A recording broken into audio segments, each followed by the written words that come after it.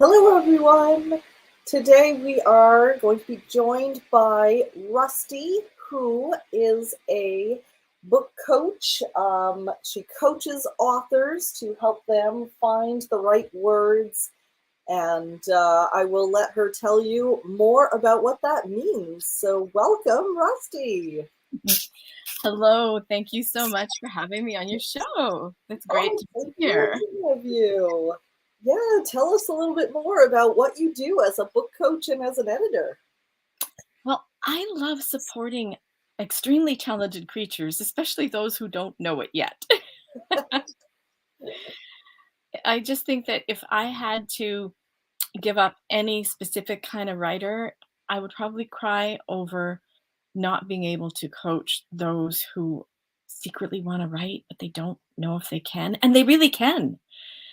Yes. And there have been so many people, like you and I both know Abika Devi in common, and she had a grade 9 teacher tell her that she'll never amount to anything due to her spelling. Well, look at what she's accomplished. Oh my goodness. And, I have a Unbelievable. niece that has the same story. I mean, she had to do some English upgrading as an adult in order to go into midwifery, and she was doing some English stories, and her spelling was atrocious, but her stories were amazing.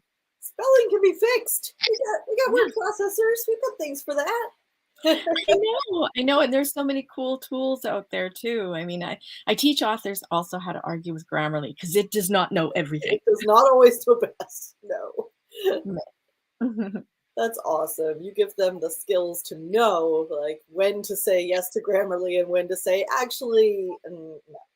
No, And no, it no, doesn't always have to be grammatically correct because it's more about no. getting that emotion across, getting the point across. Exactly. There are times to break the rules. And I started with that. I started out with poetry because I was also one of those ones that teachers didn't really believe in me, didn't spend extra time with me. They had their favorites. And so I started out with poetry because you can break all the rules in poetry and it's poetry. So, I I mean, look at also you. started in poetry, actually. Wow, high five. That's awesome. So I also offer, like, a part of the Arguing with Grammarly, that's one session in a 6-week session of Radiant Rewriter, learning all sorts of tips about how to self-edit because it's possible. I mean, yes, we all need professional editors, and I already have mine chosen for my memoir, but we can learn how to do so many things on our own that it is less work for the editor when we get there. And by making it less work for the editor when we get there, we are less likely to have a heavy handed editor that wants to change things all over the place that then would interrupt our voice. 'Cause we all have a voice. We No one can write your story the way you can because you lived your life as you. Absolutely. Like, there's nobody else. And so a heavy-handed editor can interrupt that flow of the download, of the story, of the voice, the emotions, as you were saying earlier. So learning how to self-edit is a really good thing. That is such a great skill to have. Mhm. How did you get started working with people to bring out their writing and inspire them to become writers? I think that really the kudos belongs to 3 university professors who just were so encouraging. One, Anne Ladrassi would write, "Finished if you think so," in an abbreviation, like FIYTS. And it's like, "Oh, couldn't you just tell me it was finished? I want that outside authority." But we have to become our own inner authority. Mm, And that was at the King's College that later became university, and then at New Mexico State University in New Mexico, Las Cruces, I had Gail Lavender and Debbie Laporte, and Debbie Laporte was Southern Belle all the way. She was absolutely so much fun, and it was just fabulous being in her class and hearing the other writers and being encouraged. And I started one of my best short stories in her class that I haven't published yet. And then in Gail Lavender's class, I started one that was based on an old barn and an old man and the war and the son who died in the war, but you could not mention the war and you could not mention the son. mm. And I rewrote that 17 times And the 18th time it was published and won in an acrostic contest nonetheless. I rewrote it for 26 sentences, each sentence is beginning with a letter of the alphabet in the order of the alphabet. That's So one of the things I really like about poetry is you were saying earlier about breaking the rules, but on the other hand, it also allows you a surprising amount of creativity within structures. There's something mhm. about being given those strict structures that can help bring out more creativity too. I think you're absolutely right there because I look at some people who can do rhyming poetry with great rhythm, and that's not so much me. And I know that Ambika would go, "Ugh, you stop saying that." But it's okay. It's not where I want to go with my poetry. I wrote a poem Different one time strengths. about obscure, not obtuse. I do not want to belong to the obtuse hallways of academic poetry. I Mm, want to have poetry that's obscure just enough that people have to dig a little to get to the meaning, and therefore they can come away with meanings that I might never have intended. If we spell it out too much, then we rob the reader of a chance to make their own discoveries through our words, through our poets. I've heard it said that it is the poets that will teach the masses the science that the physicists and the top scientists and mathematicians can, mm, just do in their sleep. Because we can use those terms from science and use them as metaphors that bring home the meaning in an emotional way to people that might not have gotten it or even thought about it otherwise. wow, that's such a great point. I Mm. remember my own writing really changed when I finally was able to kind of let go of the very exact, like, this is what happened, this happened, then this happened, then this happened, and lean more into the metaphor and the imagery and bringing in the senses. And it was like night and day. It really changed the emotional impact of what I was writing. Yes, it does. And I think that's just so magical when that happens. And I love being there. It's like I think I wanted to have lots of children in one, semblance of myself. And in the other, I didn't. But to see a writer all of a sudden awaken to, I wrote that. And that's one of the things I did. So I suggest this to some of your listeners if they doubt or if they have a hard time with a critic, because my background when I'm on Zoom is trust your first draft. And when new writers are not trusting that first draft, what I suggest is you put it away in a drawer for 5 days, set an alarm, go look at it after 5 days, 5 days minimum, 7 days, maybe even better. And quite often, you will find that when you don't look at it right away and you let it sit and you just, almost forget about it, and then you've got your alarm, that you come back and you go, I wrote that. Yeah. And I did this with some You students. look at it, you're like, who wrote this? This is good. Yes, yes, yes, that's exactly it, Carolyn. And I did that with the class at Grant McEwen University here in Edmonton. I said, okay, you're going to write for, a 7-minute lightning rate to this prompt, and then I'm going to collect it. I'll bring it back to you next week. Oh, I won't read them. I won't read them. But next week we'll read them. And they were all shocked at what that 7-day break had done to their perception of their own writing. And it's magical because that critic is just too quick to jump in and give it a break, and you come back with fresh eyes. I think there's a quote by Marcel Proust, that discovery isn't new lens, but it's seeing with new eyes. I've butchered the quote, but it's something similar to that. I'll have to memorize that one because I like memorizing quotes. That is a great exercise. I definitely would agree. Everybody should try that. Mhm. Yeah. So you titled my podcast "Living on Words," and that is so appropriate because I read dictionaries. I I still have my thesaurus right You know there. how to have a good time. I do. I know how to have a really good time, glass of wine, some candlelight, and a dictionary. But we have my niece once came up to me one time in the farmyard. I live in a tiny home, a sea container, shipping container, on my sister's and brother-in-law's farm with, over 100 goats and over 100 chickens and 3 guardian livestock dogs that weigh more than me. She comes up to me one time in the yard and she goes, "I like your son." I said, "Well, that's good. I like him most of the time." She says, "He definitely belongs in this family because he uses big words." And she was the one that got accused in the Folk Fest bus for, when the at Folk Fest, they have all the machines that we were on the site environment crew, and it's just one of the best folk music festivals ever. And somebody lost the keys to one of the gators that would haul away the garbage that we would bring back to get away from the crowds. And she said, "Well, I can hotwire it." And Rose, the crew boss, goes, "Jennifer." And Jennifer goes, "I didn't learn it for nefarious means." And then Rose goes again, "You read the dictionary, don't you?" She goes, "Like that's a bad thing?" But on the farm, her father was always losing keys, ignition keys and stuff, so she had to learn, and she can drive a forklift like nobody's business. It's incredible. Oh my That's the goodness. same one that couldn't Surprise spell her skills. right. Yeah, yeah, no, multiply talented. Oh, the things we could do with words. Hmm. So if somebody has always dreamed of being an author, but they don't think they can write, what advice would you give them?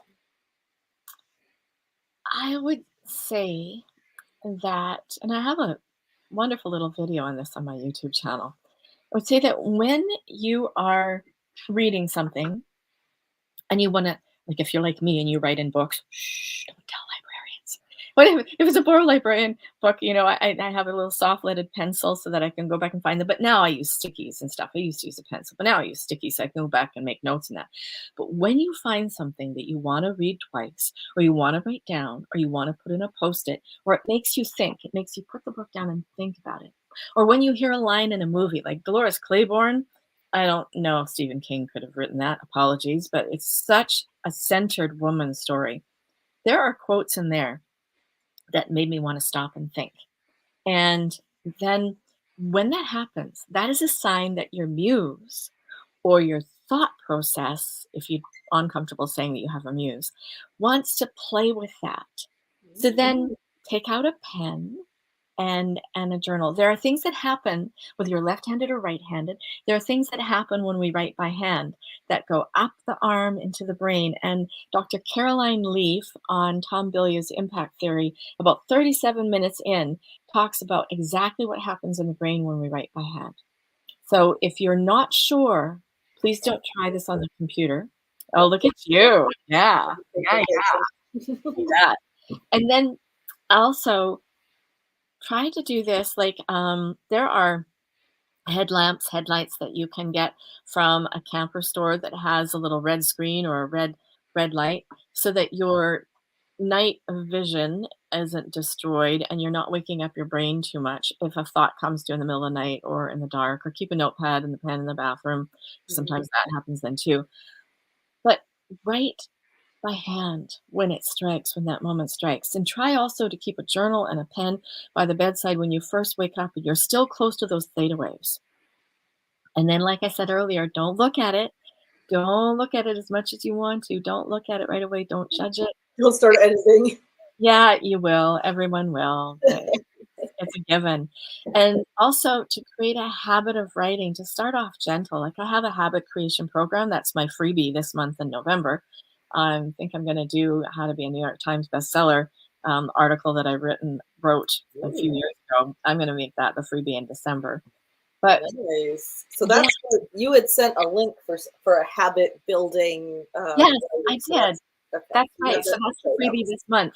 And it starts really easy in that the first day is all you want to do is choose your spot in the house where you would feel comfortable sitting and writing. That's just it. The first day, choose your spot. And the second day is to make sure that you have a fun journal. And I take my journals and let's see, let's grab this one. And when I'm buying them in the store, I rub them on my cheek to see if they feel like velvet or sandpaper. Because the ones that are cheap that feel like sandpaper, they make your pen drag, and that will decrease your joy. So find a journal that feels like a rose petal on your cheek. And a pen that just floats, across the page. A pen that, favorite pen. We all deserve a favorite pen. I mean, I am a pen whore. Oh, did I say that? And I probably have way more pens than what any one person has a right to have. I often give some away. So the second day, you want to have your pen and your journal lined up and ready in that spot. Now, the third day, I might be getting some of these a little bit mixed up, but this is basic premise. The third day, and I'll stop at the third day because there's 20 days. Day is that if you're going to forget about that spot, but the first thing you do in the morning, you want to have your pen and journal there. If you go for the coffee or the tea kettle, go for that and leave your pen and journal there and go, oh, wait. And then, there's a few days where you gradually start to just, open your journal. And so, but the most important thing is to give yourself a dopamine hit. And I don't care if anyone's around, when you get your journal and your pen and you're ready, you pick your spot, each of those little steps, you go, woohoo! That gives you a dopamine hit at the reward. So there's no such thing as failure with this. And by the time you're on the 20th day, you can be writing every day. And let me tell you, after years of writing and then falling off and not writing, I had to do this with myself. When I went and house sat at my brother and sister-in-law's, well, they were snowbirds. And I promised myself that I was going to not take my phone to bed. I was not going to get it in the morning. I was going to write in the morning. And the first 5 days, I kept on thinking about my phone. Nope, I'm writing. I'm writing my morning pages, 3 pages. And I didn't follow my own advice. And I look at it, this is crap. But I also knew that if I stuck with it, it would start happening. And by the 10th, 11th day, it's like, oh, this is coming easier. That's a usable line right there. Mm-hmm. And when you show up, the words will show up. When you show up in your chair, apply the seat of your pants to the seat of your chair, and just be kind to yourself. The words will show up. We all have a story to tell. Not all of us are meant to write a book, but we all have a story to tell. And someone out there is waiting for your story because they are right now where you were years ago. They need you. When you work with people, do you have a preference for working with people who are writing memoir or fiction or a business authority kind of book? That's like saying, do I have a favorite child? And of course I can because I only have one, but do I have a favorite author that comes to my stage treats? No. I've had people that write lyrics. I've had the ones that are writing memoirs, some like Amber's writing in her master's or a thesis. And I've worked with an author that was so much fun and shocked me because I thought I might not be your editor, but we can do a sample session because like I explained to her how I worked. She said, I'd like to try that just to see what to expect. Because I said, in that sample session, you'll learn whether or not you want to hire, somebody with my kind of style, but somebody maybe who might have more experience in the STEM. 'Cause she was science, technology, engineering, math, all the way. She decided she wanted to work with me. We had so much fun. And I gave her some bonus sessions at the end. And her book was Navigating the Digital Shift. And she worked with big companies about their workplace culture, about streamlining things. So I don't think I have a preference because, see, I'm guilty of being interested in almost everything on the planet, except maybe higher levels of Einstein-like math. No. I'm interested. I won't understand it, but I'm interested. I'll listen. Yeah. So again, but like I said earlier, the writers that don't know that they're extremely talented creatures yet, that is probably tied because I think our zones of genius are tied to our traumas. And being told that I wasn't smart enough to graduate with the sciences in grade 9 really, did a number. The vice principal and the principal sat me down at the round table in the library and said, we don't think it's a good idea for you to do the sciences. We think you're better suited to secretarial. Oh, So, yeah. and so years later, a friend went whispered in this ear and then covered it up and whispered in this ear and covered it up and then shook my head around. And she whispered in each ear, you are intelligent. You can do this. Because I was panicking about going back to university as a mature student. And I graduated on the dean's list with distinction, both at New Mexico and at the University of Alberta. made the dean's list with distinction. And so, teachers don't know everything. And I think that if I have a preference, it's for those who don't know their talents because they've never had that one person to point out the gems that they have. I love finding those gems in the people that, oh, I wrote that. And that dawning of that belief in themselves, because sometimes we all need that outside person to say, finished if you think so. That's brilliant. To I see the love that. So I don't allow people. It happened this weekend, the special guest speaker that I had. You're going to be my special guest in January, right? Yeah. Yeah, yay, yay. So the special guest speaker I had this weekend runs a creativity club, and she's a coach in creativity. And she was sharing one of the pieces that she wrote after another writer, and she goes, "Oh, I want to follow that." I said, "Do I need to make you start again, or do I need to put your name back in the pile and draw it again?" Because I don't allow anybody to start off their piece with that, because something happens when you do that, whether it's public speaking or sharing some piece of writing and you're comparing yourself to somebody else. The praise and the feedback that you receive, you will not believe, because you will think people are feeling sorry for you because you introduced it. Well, this isn't very good. Mm. And so I don't allow them to do that. I make them go back and start again.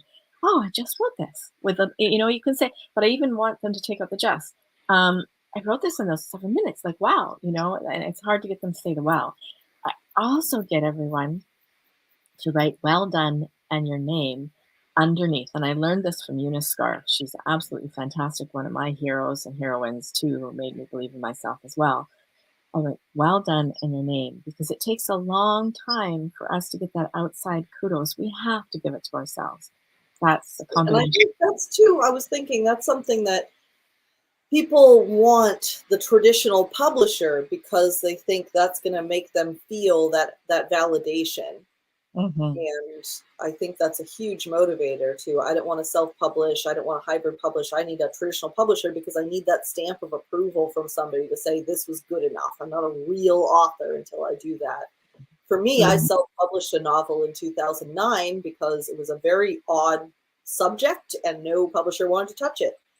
And what I found was I got so much validation from the people who read it and the people Mm-hmm. who left reviews and the people who said, you talked about a topic that has been in my heart and nobody talks about. So like there's a lot of different places to get that validation and that feeling of, yes, you're a real writer, including from yourself, which, as you said, is so important.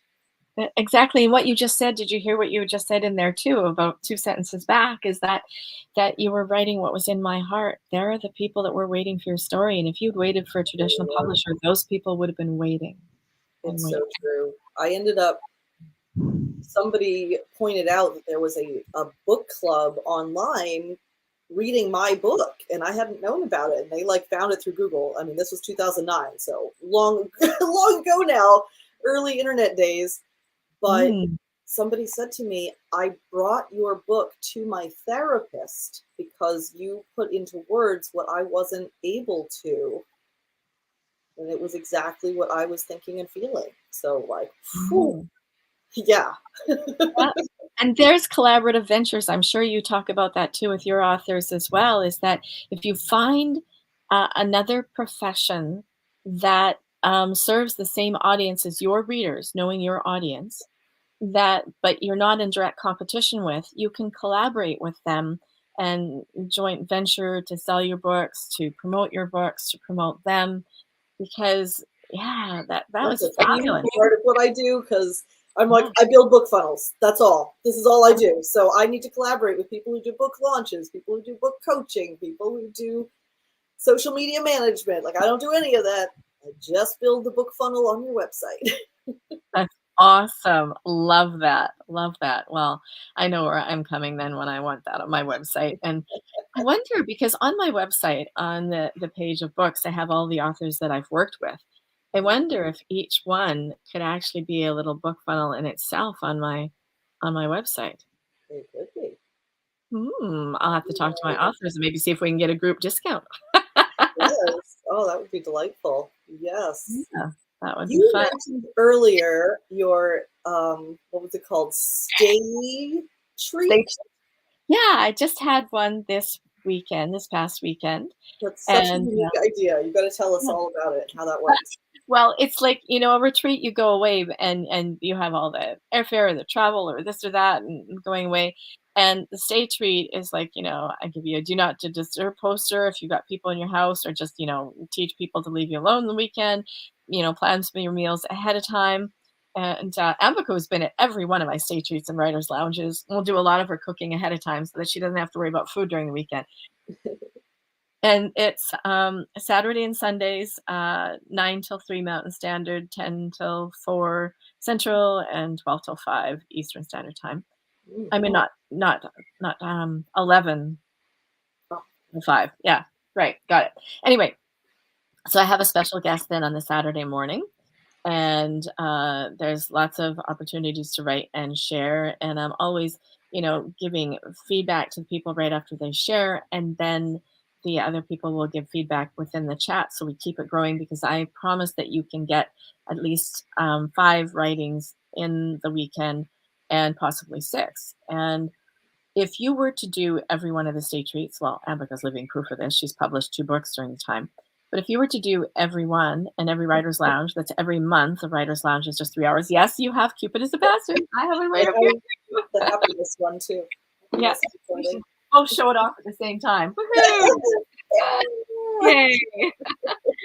It's awesome.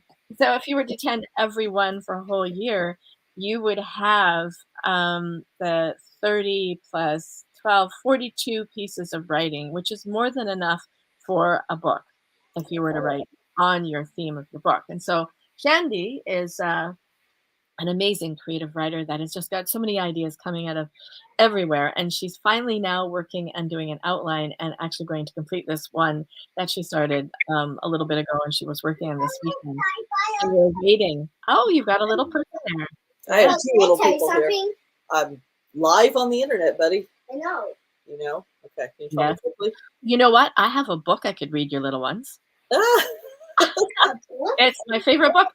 I have read it to kids in airports. I've read it to 4 generations. And I actually found out this past year when I read it online with a group, and this one guy went to find it with his first child. And he said, "You have a collector's item there." So I'll go get it. All right. Hey, Yeah, no. can we go outside? You Work can. on You there. can't go outside. No, it doesn't work on this light. Where is the other light? Oh, it's fine. It's called Hey Kid. And it is just the most fantastic book I ever. can go get that. You'd have to pay $80 to get this book if you wanted it. Ooh. Mm-hmm. I've had it forever. Okay, so Hey Kid. You see the box? All the locks, the strings, and the ropes. Okay. All right. Okay, here we go. Hey kid. Who, me? I have this thing. It's white and black and gray. I'm gonna let you have it, kid. Today's your lucky day. He cut the rope, unlocked the locks, he pulled the nails out, he banged the box until it cracked, and then I heard a shout. I'm free, said something. I'm free now, let me out. The box began to open, the wood began to tear, and then I saw the nicest thing. Hello, he said, I'm here. Take me in your house. Show me where I sleep. Show me where the TV is. I'm yours, he said, to keep. Hey, boy, I've got this thing. I love my thing. Thank you. Won't you stay? But that boy, he never heard me. He was miles and miles away. Come on, said Sam. Let's go. Let's sing. I want to sing a song. And then he started singing it. He sang it all day long. He sang it during dinner. He sang it just for me, and he sang that song the whole time I was watching my TV. Then he stopped and started talking, and I had to be polite. And so I listened to his talking, and he talked right through the night. He talked about a man who had a donkey on his head. See the donkey? This way. And he talked about a cow ate or chicken soup in bed. At 3 o'clock, he talked about a princess and some cheese, and at 6 o'clock, he talked about a mouse who couldn't sneeze. This time, he talked about a noisy walk. I said, "Excuse me, Sam, I think I'll take a little walk." "I'll come," said Sam. "I love to walk. I love to sing. I love to talk. I'll come and sing my song." "Oh no, I thought that song's too long." Just a little bit more. He sang a song at lunchtime too. He sang it in the bath. He sang it after dinner while I tried to do my math. Then I ran up to the attic and shut and locked the door.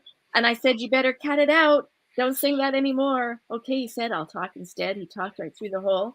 He talked about a car with wings. He talked about a mole. "Don't talk," I said. "You've talked enough. There's nothing more to say." "Oh no," he said, "they're very wrong. I could talk all day." And while I got a big strong box, he talked about some snails. And then he had to tell me how a walrus cuts its nails. And when I got the 20 locks, he talked about the snow.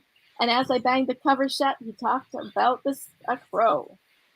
And then I took my wagon and I walked across the town. And I walked for miles and miles and miles up the hills and down. I found a place far, far away, and then I stopped to look. I saw a kid outside his house looking at a book. "Hey, kid," I said, "I have this thing. It's white and black and gray. I'm going to let you have it, kid. Today's your lucky day." Don't talk too much. Moved it on to a different kid. He certainly did. All right, we'll play outside. Mwah.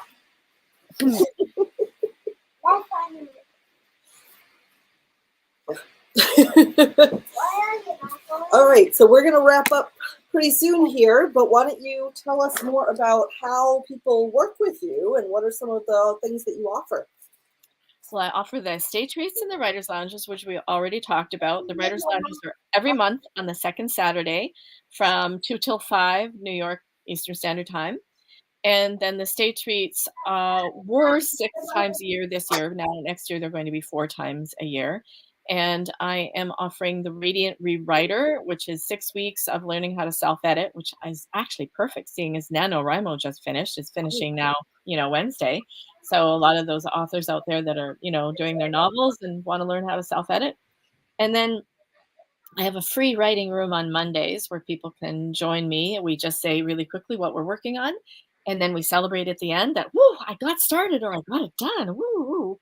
And then there's going to be membership for Writers Workout Wednesdays where people can come and have a heavier debrief and a really good working session and looking at several ways that we can improve our writing and where we can publish and how we can get it out there. So. That sounds wonderful. Okay. And I do work one-on-one with authors too. That is by application and sample editing sessions so that they know what I'm like and I know what work they need. And in that session, they learn how to hire and fire an editor because I might not be the right editor for them. And they also receive a lot of value because my mind is always going, oh, that's a social media blurb, or this is amazing, and do this, and oh, this is where you can market this, and so my mind is zinging. Awesome. So where should people go if they want to connect with you? I am Rusti with an I, not a Y, so it's a name, not a condition. Lehay on almost all of my social media, except for Facebook, where I just stayed part of my middle name, Rusti Lee. But Instagram, LinkedIn, and my website is my name, rustilehay.info. Awesome. All right. Thank you so much for spending this time with us. You're welcome. Great to jam out with you. Yeah, it was a pleasure being with you two and meeting your little people. They have a lot of energy, I know. That was hard for them to sit still. All right. Bye, everyone.